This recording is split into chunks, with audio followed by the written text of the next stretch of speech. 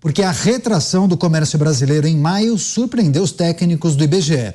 Após 9 altas seguidas, as vendas do varejo tiveram uma queda de 1% em maio. Segundo o gerente da pesquisa mensal de comércio, Cristiano Santos, o movimento é incomum. Ele completou dizendo que nos últimos 4 anos, esse foi o primeiro momento em que isso aconteceu. Claro que a gente vai repercutir com os nossos comentaristas.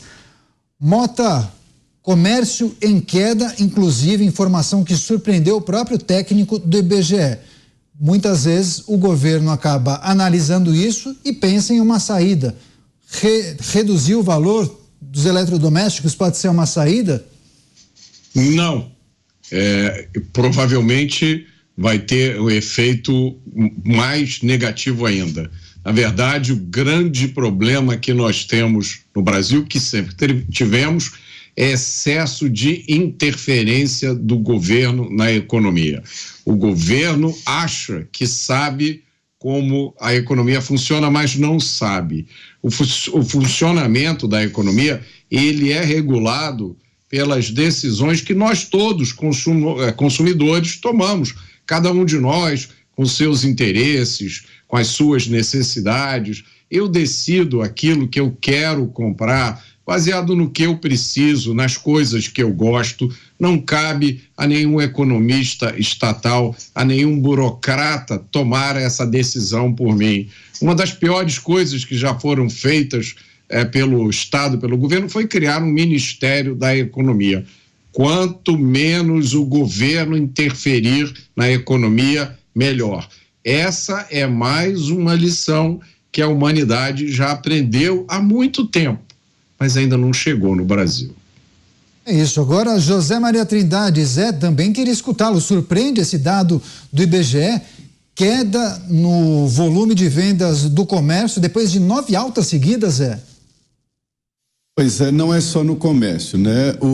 A economia está parada. Eu conversei recentemente com profissionais da área, por exemplo, imobiliária, que estão assustados. Ninguém compra, ninguém vende, está todo mundo aguardando o que fazer, né? Juros altos, isso impede mesmo a ampliação de produção e o estranho é que a inflação está caindo porque as pessoas não têm dinheiro para comprar e isso não é positivo, porque pode entrar e existem alguns setores em deflação. A deflação é danosa para a economia, porque o produtor não pode vender algo mais barato do que ele produz, então é danoso para a economia. Nós temos uma crise internacional, isso é claro, mas a crise aqui no Brasil está muito maior e não precisa nem ser muito técnico para andar pelas cidades e ver as placas de aluga-se e vende-se em todo lugar, em todo o comércio. Os comerciantes estão passando dificuldade, né? Estão insistindo ali, mas há uma dificuldade no comércio e em vários outros setores. Isso porque a economia não cresce, a massa salarial está sendo reduzida e aí as pessoas não investem, não fazem novas compras. A economia brasileira, ela tem dificuldades, né? O capitalismo brasileiro tem dificuldades. Lojas grandes aí preferem quebrar do que reduzir os preços. Qualquer economia aberta, liberal, quando não está vendendo, cai os preços, diminui os preços. E nós vemos o preço de passagem aérea aumentar de uma forma assustadora. As pessoas estão parando de viajar. E quando você viaja, você consome, é um aquecimento para a economia. Então, há sim problemas pesados na economia e a gente vê no dia a dia. Quer ver outra história? Vai no supermercado. Vai lá no supermercado para ver o que R$100 dá para comprar. Cláudio Dantas. Dantas, quando nos deparamos com uma notícia como essa, dá para cravar? Tem um vilão específico ou são vários? Olha só, essa notícia ela vem ao encontro de outras que foram muito mal interpretadas ou que foram distorcidas pelo governo de plantão. Já estou falando aqui da questão da deflação, queda da inflação. Todo mundo comemorando, o governo comemorando, todo mundo, por isso eu fiz o L, e no final das contas você tem deflação porque você não tem atividade econômica, porque a atividade econômica está em declínio, porque a indústria está em declínio, porque os serviços estão em declínio, porque o comércio está em declínio. porque o desemprego está aumentando. Isso é uma economia em crise. Uma economia em crise também. Se o sujeito não vende, tem que baixar o preço para tentar vender. Se o sujeito não tem dinheiro para comprar, é isso que acontece. Então essa deflação não tem nada a ver com controle, política monetária, ela é até um pouco resultado desse controle, até ela vinha sendo como resultado desse controle até recentemente. Mas agora a nossa economia, isso já estava previsto. Vários economistas com quem eu converso, 3, 4 meses atrás, avisavam, olha, o segundo semestre vai ser terrível.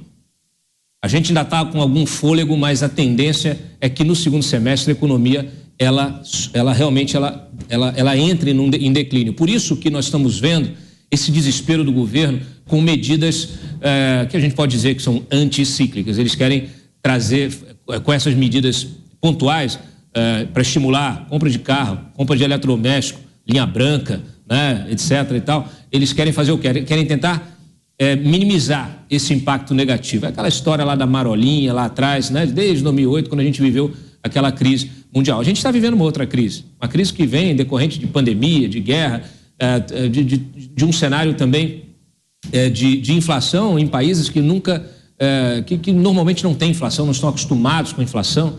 Nós tivemos aí gastos públicos para enfrentamento da pandemia em potências, nas maiores potências, gastos absurdos que acabaram depois cobrando o seu preço, né? Então desequilibrando as contas públicas e forçando as autoridades monetárias desses países a tentar tomar aí providência para controlar isso, mas isso tem um efeito, um rebote que não tem como evitar. Então nós temos uma economia mundial em recessão, paralisada, e isso impacta naturalmente na nossa economia nacional. Inclusive o petróleo, muita gente fala assim, está caindo o preço da gasolina, viva o Lula, fiz o L para isso.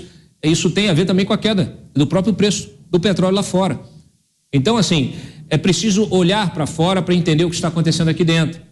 E é preciso olhar também para o país como um todo, para esses diversos setores, para entender que algumas medidas estão sendo tomadas como, vamos dizer assim, como forma de tampar o sol com a peneira.